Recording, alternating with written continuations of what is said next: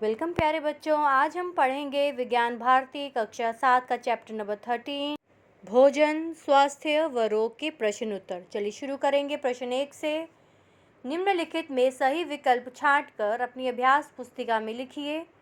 क है राइजोपस है, तो बच्चों राइजोपस क्या है? कवक, जीवाणु, विषाणु या उपरोक्त सभी? इनमें से जो सही उत्तर है वो है कवक। फिर ख है इनमें से संचारी रोग है हैजा, कैंसर, जोड़ों में दर्द, डायबिटीज़। तो बच्चों इन चारों में से हैजा एक संचारी रोग होता है। फिर ग है विषाणु जनित रोग है चेचक, पेचिस, प्लेग या डिप्थीरिया। इन चारों में से जो विषाणु जनित है वो है चेचक। फिर घ है प्लेग रोग फैलता है वेरियोला वायरस से, विब्रियो कॉलरी जीवाणु से, बैसिली जीवाणु से या इनमें से कोई नहीं। तो बच्चों इनमें से कोई नहीं, ऑप्शन जो द है वो सही है और हमने साइड पर इसका जो सही उत्तर है वो बताया है। प्लेग रोग फैलता है पेस्टिस जीवाणु से।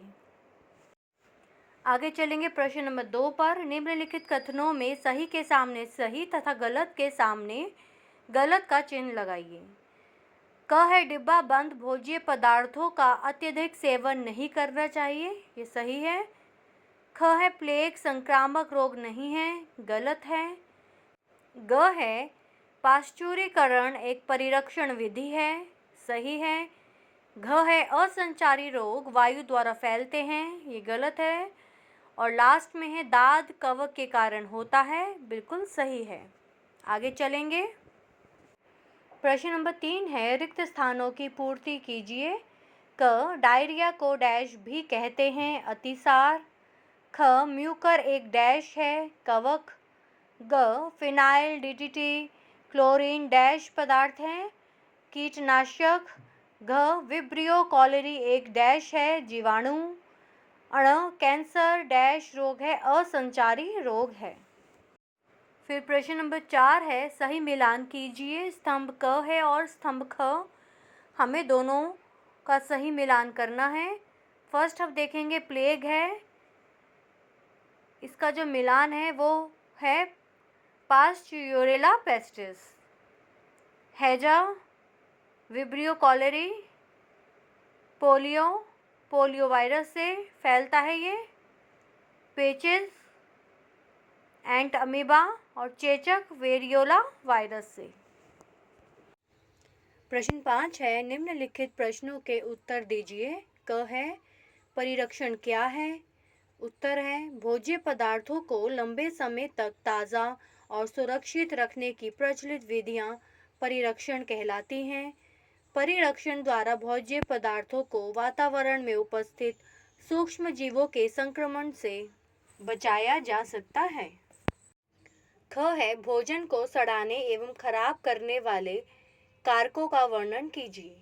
उत्तर देखेंगे भोजन पदार्थ मुख्यतः जीवाणु, यीस्ट, फफूंद आदि सूक्ष्म जीवों के कारण संक्रमित होते हैं।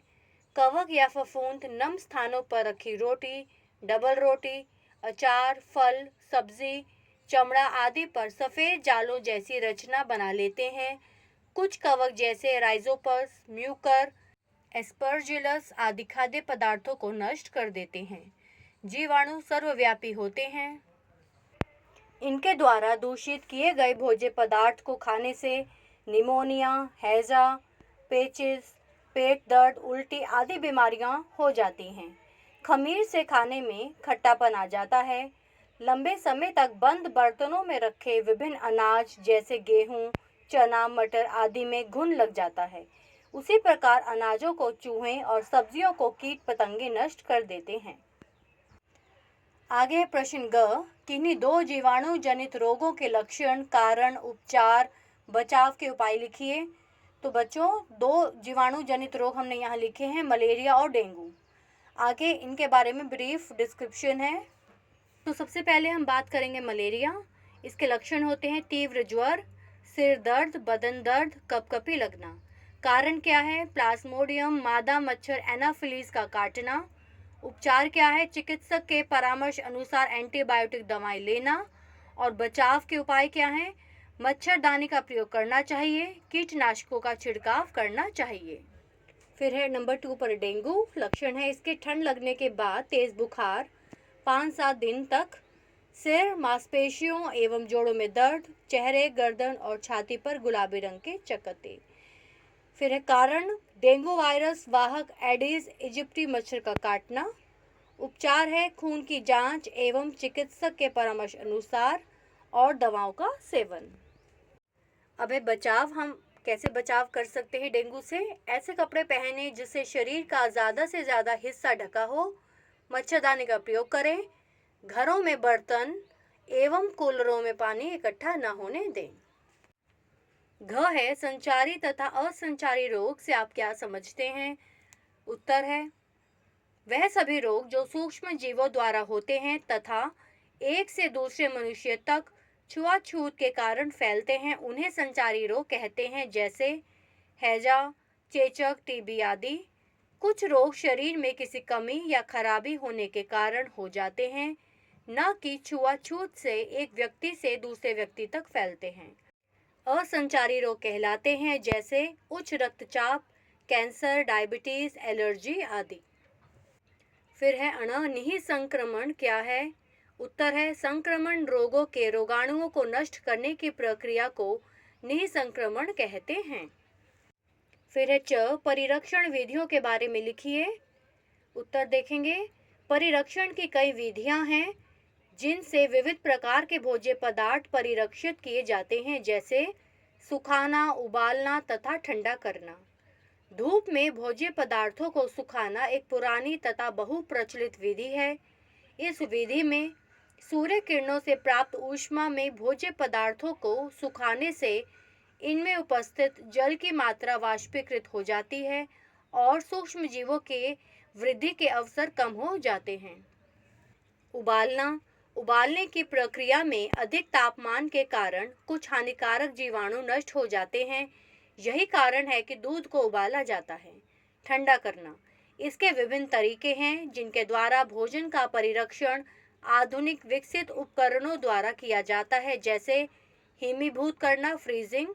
इसके अंतर्गत भोज्य पदार्थों को जीवाणुओं से बचाने के लिए 18 डिग्री सेंटीग्रेड या इससे नीचे के तापमान पर रखा जाता है।